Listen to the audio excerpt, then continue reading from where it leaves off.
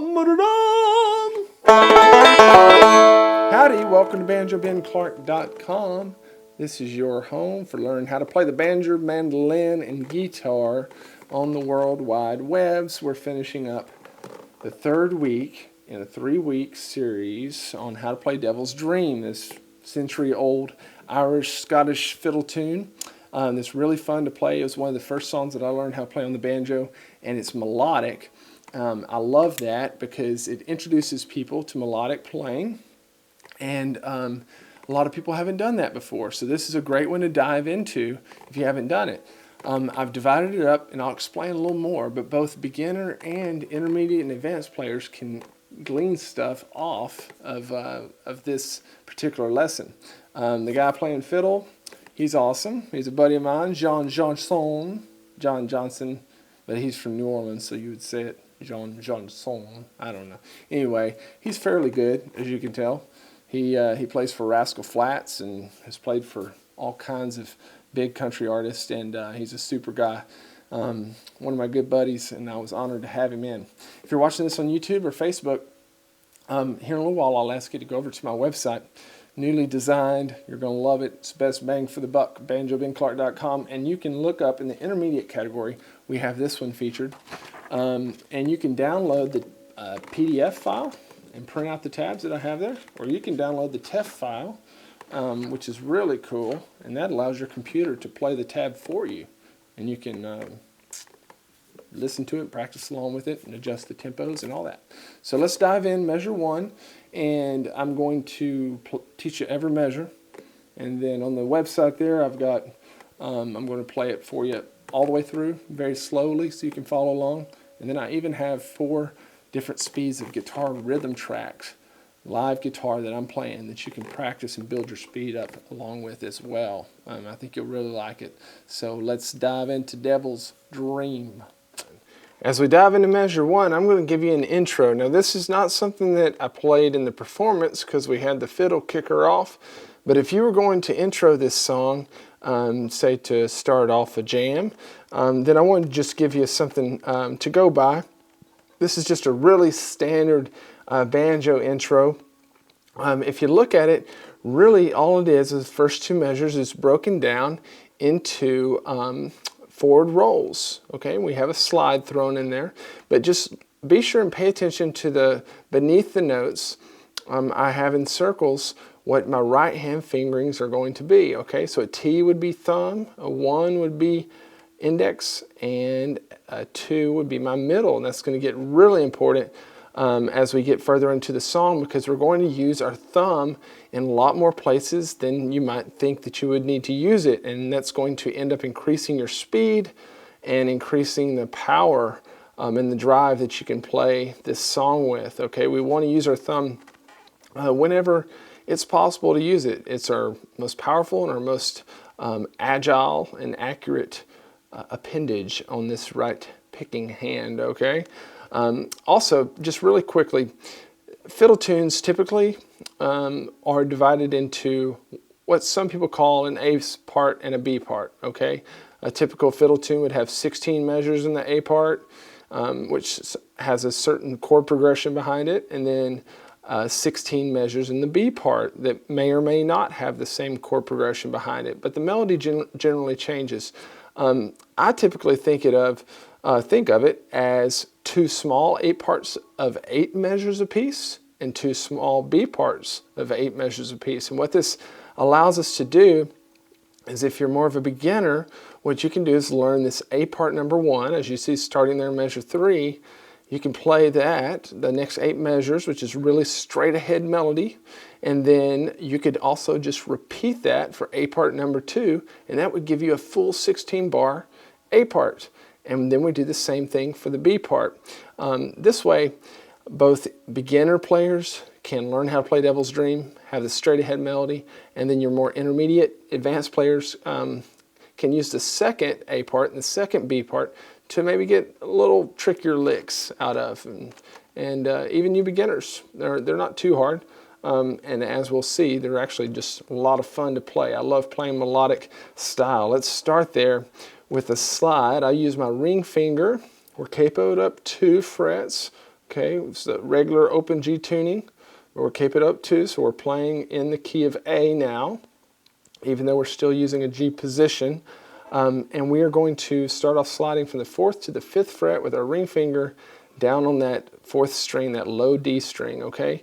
And as we slide, we're going to do a forward roll. Okay? You'll notice that the slide is an 8th note slide, okay? It just has a single stem connecting those 2 notes. That means that that slide happens at precisely the same time that you hit that next note, that open G string there. So we're just going forward roll. And I like to count as I play, okay? We're in 4/4, so we have 4 beats, and each one of these little 8th notes gets half a beat. So 1 and 2 and 3 and 4 and. Okay, that's how we'd count and play the first measure. 1 and 2 and 3 and 4 and. And then we're just going to repeat that again in the second measure. 1 and 2 and 3 and. But now we're going to go into the melody of the song, starting this first A part. This is where you would come in playing if you were in a jam and you didn't kick it off. Say the fiddle just got playing its break and it's done playing, you would come in with this little pickup, okay? And we're going to, you notice that I use my thumb there on the 2nd string, and I'm going to use my first 2 fingers here, middle finger on the 5th fret of the B string. I'm calling it 5th fret, even though it actually is the 7th fret. Okay, but since I have a capo on, I'm talking capo language. So 5 frets up from the capo, and then I'm going to use my index on that 4th fret, just on the end of that measure 2. Okay, and then that's going to put us in position to start the melody. When we do start the melody, we're going to be playing predominantly the 7th fret of the B string is where we're going to be hovering, and I would like for you to use your ring finger, okay, to play that 7th fret there, and it'll make more sense. Playing melodically is all about left-hand positions and making it easier on yourself. You can make it hard or you can make it easy, and we're going to make it easy. Okay, so measure 3, I'm going to play the 7th fret with my ring finger, but I'm not going to keep it down, okay, because then we get kind of some nasty overtones. I'll play measure 3 for you. You hear those overtones? So what I'm going to do is whenever I play that 7th fret, after I get done, I'm just going to lift it. Lift my finger just to deaden it. So it sounds like this. Instead of, you hear how that rings out? We don't want that, especially when we're going faster. It just sounds a little cleaner. Okay, so measure 4, we do that same little pattern. And this is the reason why I had you use your ring finger, because now we're going to go to the 5th fret of the B string, and look where your index finger already is. It's right over the 5th fret. It's there to use. We're going to reach up and use our thumb on our right hand to play that. Okay, so it's going to sound like this. And then use your index finger again to move down to the 5th fret of the G string. Okay, so measure 4 all together. Ready, go. 1 and 2 and 3 and 4 and good. Now measure 5, we get into this B minor position. B minor is what the guitar and the rest of the instruments are playing as a background chord. And here we're going to get into a unique position. I like to personally, we just walk down with this index finger on our left hand. So once we land there on that 5th fret at the end of measure 4, just keep it there, and I'm going to flatten it out and use it to bar both the G string, this 3rd string, and the 2nd string. Okay, and then use my ring finger down here on this lower 7th fret of the D string. Okay, you can choose to fret both of those 5th strings together. Okay, that's just a little bit more of a stretch. I like to personally bar it, but it sounds like this. We're just using our thumb and our index finger back and forth. Measure 5. 1 and 2 and 3 and 4 and. Okay. Then we're going to continue. Measure 6. 1 and 2 and Okay, so there on the end of 2, we have this open first string. You need to make sure that it's not muffled by your left hand. So if that requires you releasing, that's fine. I've gotten to where I can bar those 2 strings there and still have that D string clear, so that I can remain there to finish out measure 6. Okay, so measure 6 sounds like this. 1 and 2 and 3 and 4 and... I never really had to move my left hand. Then we're going to go right back to what we did in measure 3 and use our ring finger up there on the 7th fret. 3 and 4 and 1 and 2 and 3 and 4 and... That's exactly what we saw in measure 3 and 4. Now once you get here in measure 9, leave our index finger down because we're coming right back to it, and we're just going to do this little melodic scale lick. Okay, it sounds like this.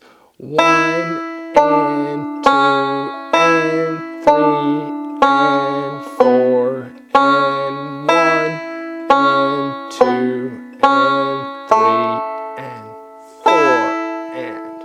Okay, now on these notes, these aren't conflicting notes, so it's okay to leave these notes down ringing, and I will have a tendency to do that. It's just earlier that 7th fret with that open 5th string up there really clashed, but we're not clashing in this particular run, so it's okay to leave these frets down. Okay, so I can leave that index finger down on the 5th fret for the 2 times that we play it in the 9th measure, and then once we get down to the 7th fret with our ring finger, we can leave that down. So it sounds again, measure 9 and 10. 1 and 2 and 3 and 4 and 1 and 2 and 3 and 4 and that finishes the first A part, those first 8 bars. If you would like to, you could just repeat those same 8 bars. You can go right back to measure 3 and play it again. That would be a full A part. But now let's take a look at A part number 2, where we get out of the lines a little bit,